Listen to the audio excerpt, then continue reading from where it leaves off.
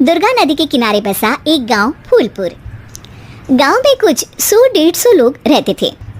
अंजलि, जो कि पास ही के जिले में रहती थी और 12वीं पास कर चुकी थी, उसके पिताजी ने बेटी को जल्दी विदा करने के लिए उसकी शादी फूलपुर गांव के मुकेश से करवा दी थी। मुकेश कभी स्कूल नहीं गया था और इस कारण वो पढ़ा लिखा नहीं था और बाकी गांव वालों की हालत भी मुकेश जैसी ही थी। मुकेश के घर में उसके माता पिता भी रहते थे। सासू माँ, मैं बाहर मंदिर तक जा रही हूँ, आधे घंटे में आ जाऊंगी। अरे अभी कहीं जाने की जरूरत नहीं है, चुपचाप जाके रसोई में रात के खाने की तैयारी करो। और ये घूंघट क्यों हटा लिया है तुमने? क्या पता नहीं कि इस गांव में औरतें बिना घूंघट के नहीं रहती। रात में अंजलि छत पर जाकर अपनी मम्मी से बात कर रही होती है। तभी गांव की 3-4 औरतें उसे देख लेती है और दरवाजे पर आकर उसकी सास से शिकायत करने लगती है। और क्या हुआ? अरे छत पे तो देखो, आपकी बहू मटक मटक के किसी से फोन पर बात कर रही है, दिन भर फोन पे लगी रहती है। अरे कल तो मंदिर के पास वो क्या कहते हैं, सेल्फी ले रही थी। शहर की बहू रखना अच्छा शान की बात है, पर देखना इसके लक्षण से ये तो तुम्हारे परिवार को बदनाम ना कर दे। ये पहली बार नहीं था जब सास से गांव के लोगों ने अंजलि की बुराई या शिकायत नहीं की हो। अब तो ये रोज की बात थी। अंजलि ये सब सुन लेती है। जब वो नीचे जाती है तो मुकेश भी वहां आ जाता है। सास कहती है, बेटा, लोग घर आकर शिकायत करने लगे हैं बहू के कामों की, देख लो। पति हो, संयम से रखो इसे।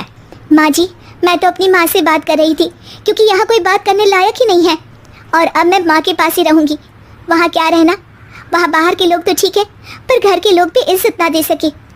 अरे नहीं नहीं अंजलि, ऐसा नहीं है, धीरे धीरे सब ठीक हो जाएगा, तुम फिक्र ना करो। अरे बस कुछ बोलना ही नहीं है, सर पे चढ़ा रखा है बहू को। सास मुकेश की नरम बात सुन के वहाँ से मुंह चढ़ाकर चली जाती है। मैं तो कहती हूँ हम दोनों शहर चले जाते हैं।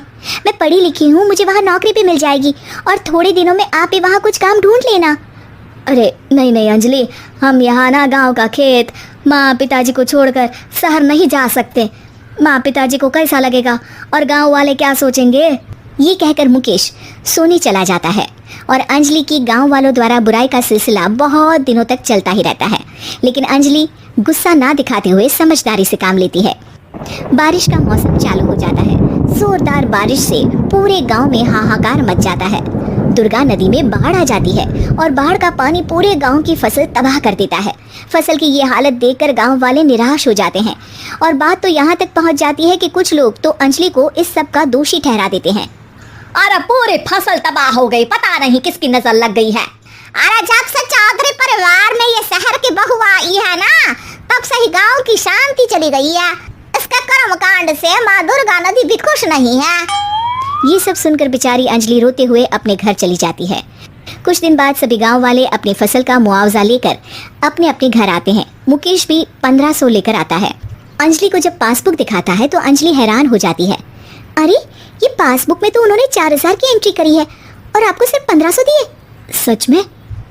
अरे वो सरकारी अफसर आपको बेवकूफ बना रहे हैं। सरकार की तरफ से हमें 4000 मिले हैं लेकिन बाकी का सारा पैसा खुद ही खा रहे हैं। आप लोग के अनपढ़ होने का फायदा उठा रहे हैं। ये सब सुनकर मुकेश परेशान हो जाता है लेकिन अंजलि उसे हिम्मत से काम लेने को कहती है और सुबह होते ही मुकेश को पंचायत कार्यालय ले जाती है और साथ में गाँव के और लोगों को भी। आप सरकारी बाबू क्या गांव के लोगों को बेवकूफ समझते हैं? आपको क्या लगता है ये पढ़े लिखे नहीं है तो आप कुछ भी मनमानी करेंगे? ये बेचारे दिन रात इतनी मेहनत करते हैं, ये हमारे अन्नदाता हैं और आप इनके साथ ऐसा धोखा करते हैं। अरे क्या बके जा रही है ये लड़की, किस धोखे की बात कर रही है? अपने कांड करके नदी माँ को नाराज करके हमारा नुकसान करके इसे चैन नहीं मिला क्या? सरपंच जी, इन सरकारी बाबू ने मुझे बेवकूफ बनाया है और मेरे हिस्से के पैसे खुद चट कर गए। बस ये सुनते ही सरपंच वहां से दुम दबाकर भाग जाता है। पता चलता है कि जनपद अधिकारियों ने गांव के सरपंच के साथ मिलकर सबके साथ धोखा किया है। सब लोगों का विरोध शुरू हो जाता है और आखिर में अधिकारी सब गांव वालों के हिस्सों के बचे हुए पैसे उन्हें लौटा देते हैं और कई दिन तक सरपंच गांव में लौटता ही नहीं। अंजलि, तुम नहीं होती तो हम गांव वालों को तो पता ही नहीं चलता कि ये हमें हर बार बेवकूफ़ बनाते हैं।